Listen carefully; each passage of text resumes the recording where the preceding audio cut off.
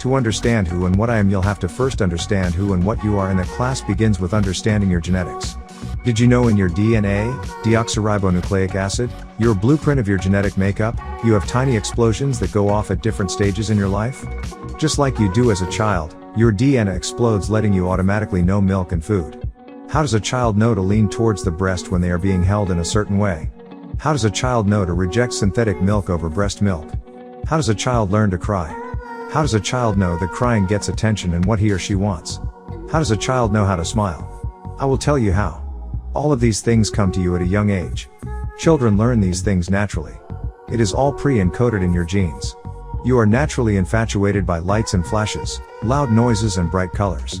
So if you dangle bright colors in front of a child, the child will stop and gravitate towards the bright colors.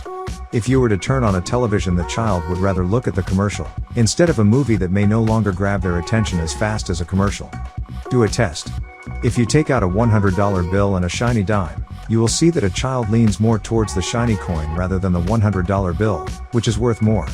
That means greed was not encoded in your genes, like the Catholic Church says that you were born in sin. You are attracted to the glitter. Reaching for glitter introduces naivete, which eliminates the presence of the devil. There is a certain amount of innocence in the glitter.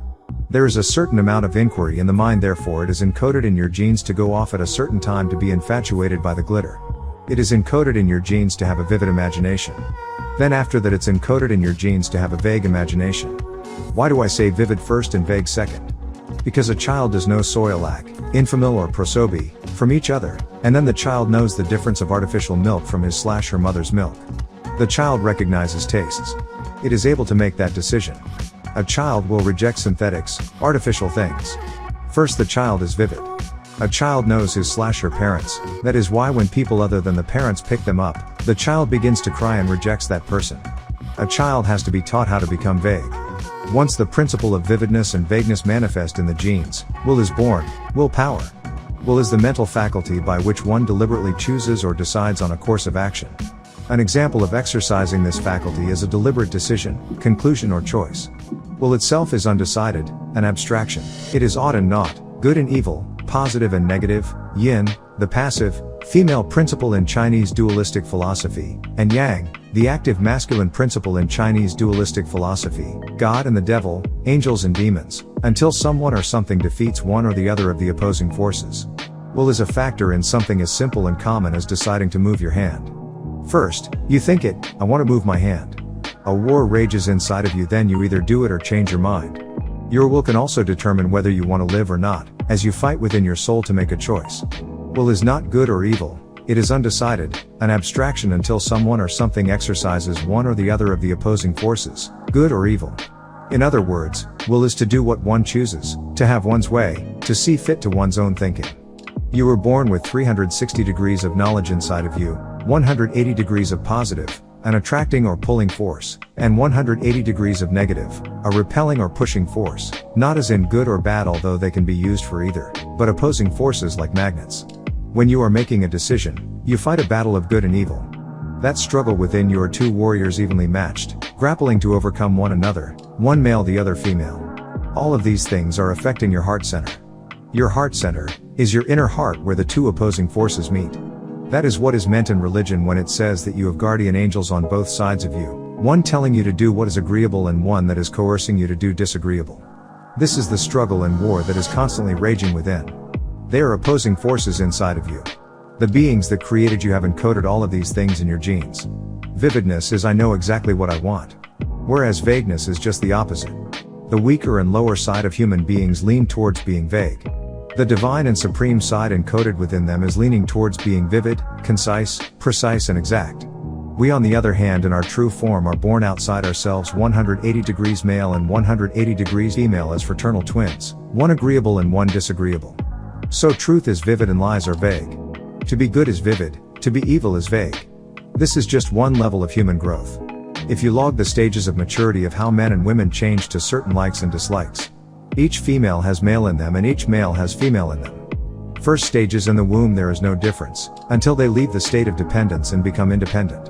If you watch this transformation when children go from birth to ages 1-5, to 5 to 7, to 7-14, then changes from 14 to 18, this is encoded in human genes. This is invoked to go off in the human psyche, soul, essence, mind, where hormones like estrogen in a female and testosterone in the male are secreted, released. These are physical reactions that have an effect on the human psyche. This is where a lot of Eastern religions get the predestination concept of all things. Good and evil are controlled by the Most High. Psalm 82:6, you are what you are. If you are a drug addict, then it must have been destined in your genes. If you were a drug addict and cleaned yourself up, then that is in your genes as well. If you've ever noticed, most prostitutes look alike. Most giants and midgets look alike. Isn't it strange that when they are casting for a movie, there is a casting system? They hire a casting team, and all the bad guys have a certain look, and all the good guys have a certain look.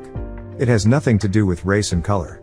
Scientists have concluded that people who are more violent, it shows in their appearance. Notice children that have an extra gene, 47 chromosomes instead of the normal 46 chromosomes, which gives you what is called Down syndrome.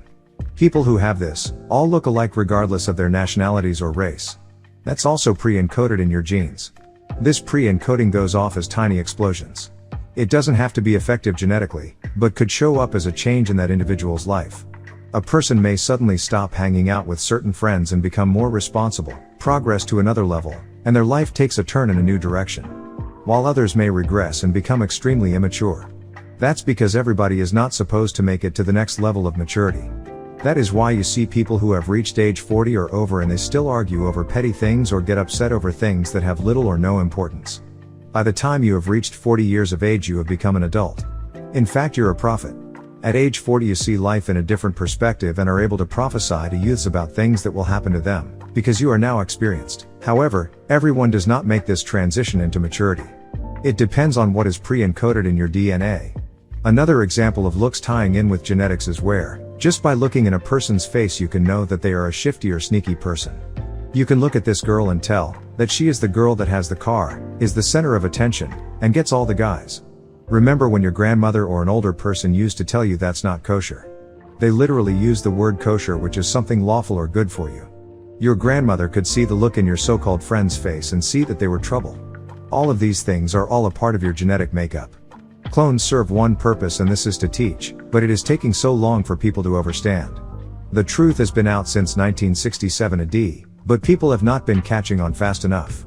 In 1970 AD the doors were open, people lived with me, saw the truth, saw the miracles, and even saw the kingdom of the Most High, a movable throne called Nibiru, also called Merkabah, in biblical terminology, and gave it back.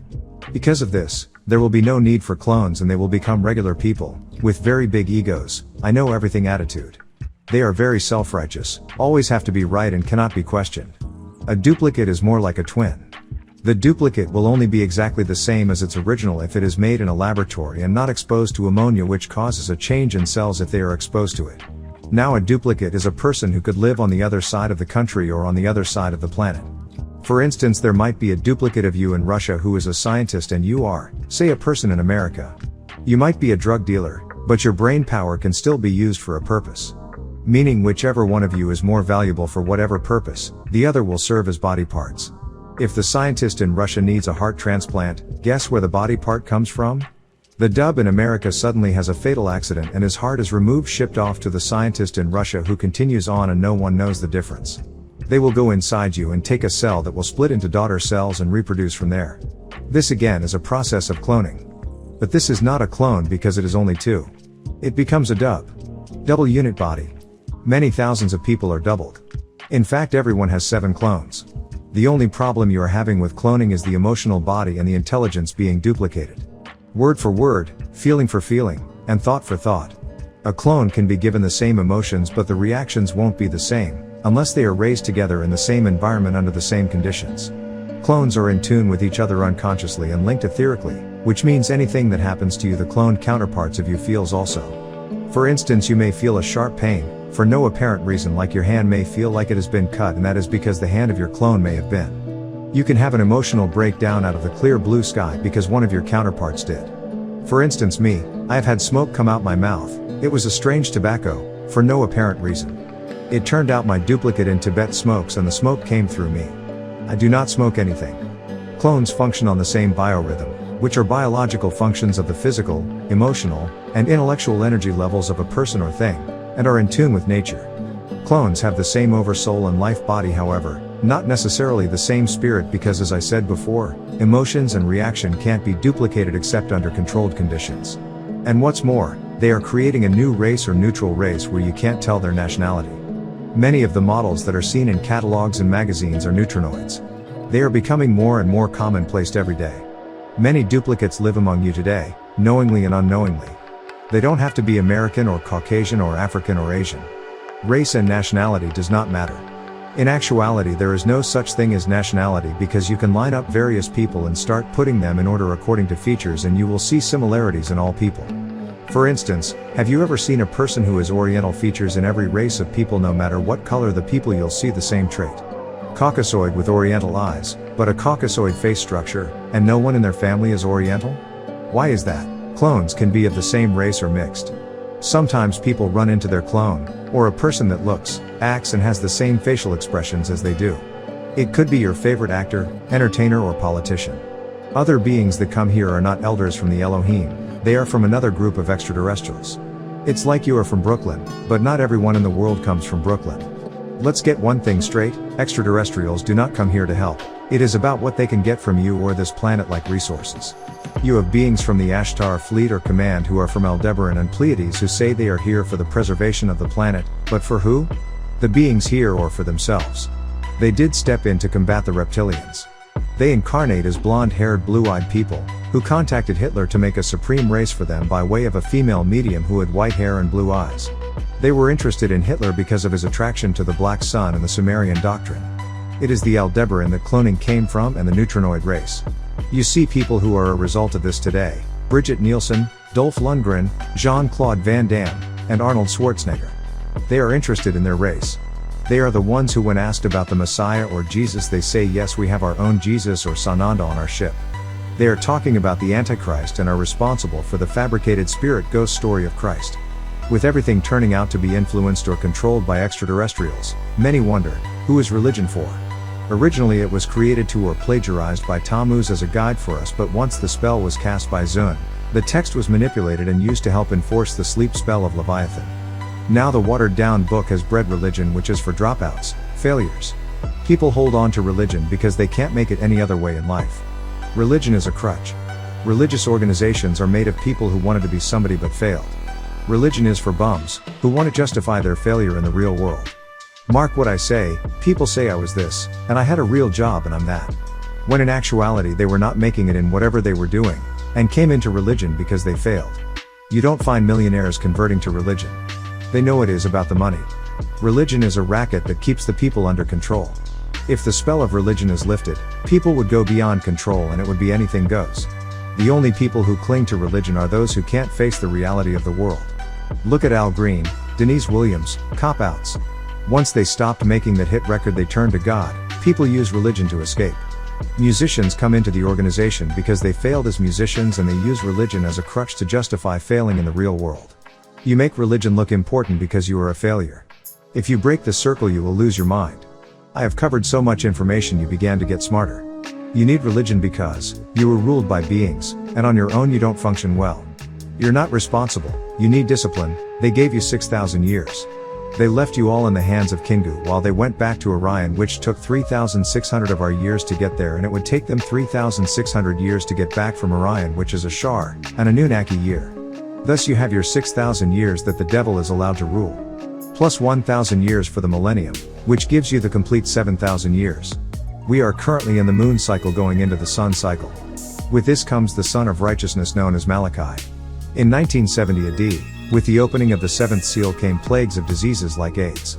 Now the most current disease eats you alive: killer bugs, bees, famines in Ethiopia, Somalia, hurricanes, etc. All of these things were predicted in the books of the New Testament and are just signs of the end of the world.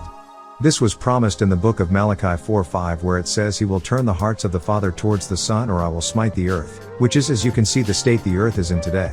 Smitten by plagues and natural disasters, etc. That's why they say we left you 7. Then on March 16, 1970 AD, the year of the opening of the seventh seal, Revelation 5:1, these 7 were the 7 archangels. We arrived to this planet Earth. Astronomers knew little of our natures and out of their ignorance called us comets. We shone brightly against the inky blackness of the heavens, leaving long, luminous tails, scores of light years behind us. My light shone the brightest, so they called me Bennett, the bright star. The word Bennett is from the Arabic word Beni, which means sons. So if I say I'm Michael, the next thing asked is where are the other 6? The answer is they went back because they had other jobs to do. Something should make you think, you should have been able to take the next step, but you can't. You have this gap in time and they gave you brain power, but remove the power and now you only have a brain. This should tell you something is missing. Like when I come up with ideas or things that make sense to me naturally, you make it seem like it is something extraordinary. At one time you were once able to exercise these powers on your own. My ability to perform these miracles has nothing to do with magic or sorcery.